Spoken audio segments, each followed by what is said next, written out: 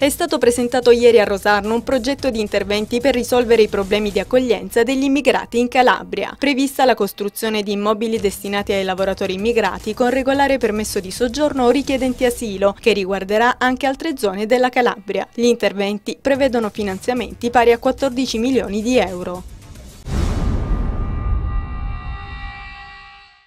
Presidio degli autobus della ditta Lirosi anche oggi a Catanzaro. La circolazione avviene su 2 carreggiate in entrata ed in uscita dal centro, ma i pesanti automezzi continuano a sostare sulle altre 2 corsie, limitando notevolmente lo spazio e rallentando la circolazione. Il sostituto procuratore della Repubblica di Catanzaro, Carlo Villani, ha disposto il sequestro dei 16 autobus della ditta di Gioia Tauro, considerati corpo del reato.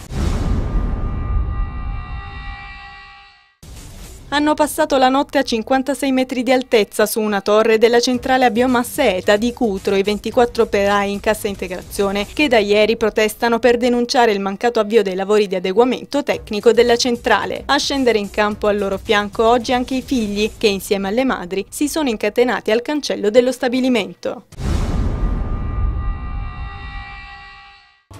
Si è svolta oggi a Reggio Calabria l'espressione massima della festa della Madonna della Consolazione con l'offerta del cero votivo da parte del sindaco per conto della cittadinanza. È un evento, ha detto Arena, che si fonda su una tradizione secolare da quando i nostri antenati avvertirono forte il bisogno di manifestare la propria gratitudine verso colei che più volte e in più modi ha abbracciato con la sua materna protezione l'intera città e i suoi figli.